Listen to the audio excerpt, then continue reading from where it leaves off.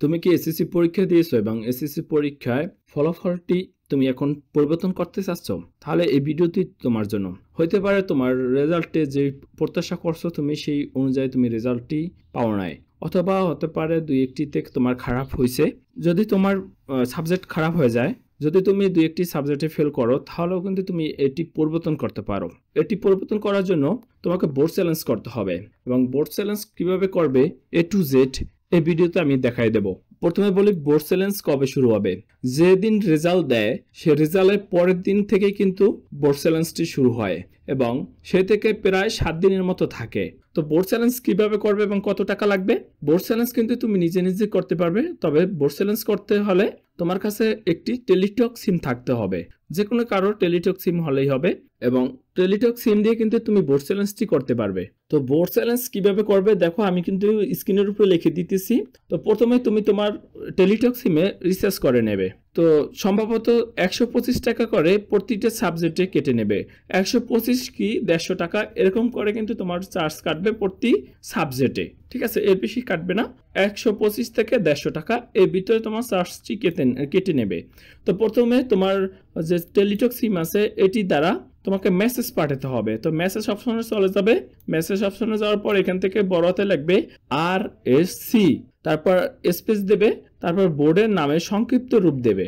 যেমন তোমার যদি ঢাকা হয় তাহলে DSA দেবে, বরিশাল হলে BAR। তো আমি এখানে কিছু বোর্ডের নাম লিখে দিচ্ছি এবং সংক্ষিপ্ত রূপগুলো সাইডে দিয়ে দেবো। তুমি যে বোর্ড থেকে পরীক্ষা দিচ্ছ সেই বোর্ডের প্রথম 3 অক্ষর এখানে লিখে দেবে, ঠিক আছে? সংক্ষিপ্ত রূপ লিখে দেবে, তারপর আবার স্পেস দেবে, তারপরে রোল নাম্বার দেবে, তোমার যে রোল নাম্বারটি আছে সেটি দেবে, তারপর স্পেস দেবে এবং বিষয় কোড দেবে। এখন বিষয় কোড কোনটি দেবে? তোমার যদি একটি হয় তাহলে দেখো তোমার এখানে যে আমার রেজাল্টটি আছে, রেজাল্টের সামনে কিন্তু বিষয় কোডটি লেখা আছে। এর বিষয় কোডটি দেখে তোমার এখানে বিষয় কোড দেবে। এখন অনেকে প্রশ্ন করতে পারো যে একাধিক বিষয় হলে কেমন করবে, মানে তুমি একটিতে ফেল করো না, দুইটিতে করছো অথবা 3টিতে করছো অথবা তার বেশি করছো, অথবা তুমি ফেল করো না কিন্তু তোমার রেজাল্টটি পরিবর্তন করতে চাচ্ছ, A পেয়েছো তো তুমি সেখানে A+ পাবে, এরকম যদি আশা থাকে তাহলে কিন্তু তুমি এটি করতে পারবে। তাহলে তুমি কি করবে? প্রথম বিষয় কোড একটি দেবে, বিষয় কোড দেওয়ার পর কমা দেবে, তারপর আরেকটি বিষয় কোড দেবে যে বিষয় কোডটি তুমি দিতে চাও, তারপর কমা দেবে, তারপর আরেকটি বিষয় কোড এরকম দিয়ে দেবে। যে কটি সাবজেক্ট হোক সেই কটি এখানে দিয়ে দেবে। আমি উদাহরণস্বরূপ কিন্তু ডিসপ্লের উপরে লিখে দেবো এগুলো, ঠিক আছে? এগুলো উদাহরণস্বরূপ আমি এক্সাম্পল আমি তোমাদেরকে লিখে দিতে। তারপর সেন্ড করে দেবে 16222 নম্বরে 16222 এই নম্বরে তোমার পাঠাইতে হবে। তারপরে সেকেন্ড একটি মেসেজ আবার তারা দেবে। যেমন প্রথম SMS এ পাঠানোর পরে একটি পিন নাম্বার ও ফিরতি মেসেজ পাবে, সেটাতে জানানো হবে কত টাকা লাগবে। তারপর তোমাকে আবার একটি মেসেজ পাঠাতে হবে, যেমন এখানে লিখতে হবে RSC, তারপর আবার স্পেস দেবে, তারপর ES দেবে, ES লিখবে যেমন বড় হাতের, আমি কিন্তু এখানে লিখে দিতেছি ডিসপ্লের উপরে, সেটি দেখে নিতে পারো। তারপর আবার স্পেস দেবে, তারপর পিন নাম্বার দেবে, প্রথম মেসেজে যে পিন নাম্বারটি আসবে সেই পিন নাম্বারটি দেবে, তারপর স্পেস দেবে, তারপর তোমার যে কোনো একটি ফোন নাম্বার দেবে, যে কোনো একটি নাম্বার দিলে হবে।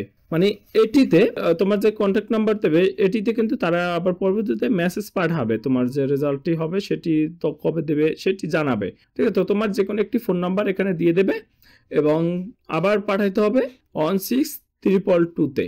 উদাহরণস্বরূপ আমি কিন্তু লিখে দিতেছি, এভাবে তুমি লিখবে। তুমি বোর্ড চ্যালেঞ্জ করতে কোনো সমস্যা হলে অবশ্যই কমেন্টে জানাতে পারো।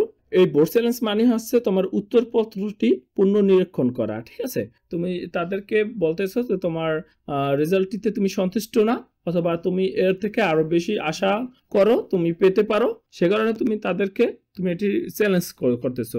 তারা আবার তোমার যে খাতাটি আছে সেটি উত্তরপত্রটি পুনর্নিরীক্ষণ করবে এবং পরবর্তীতে আবার তোমাকে জানিয়ে দেবে।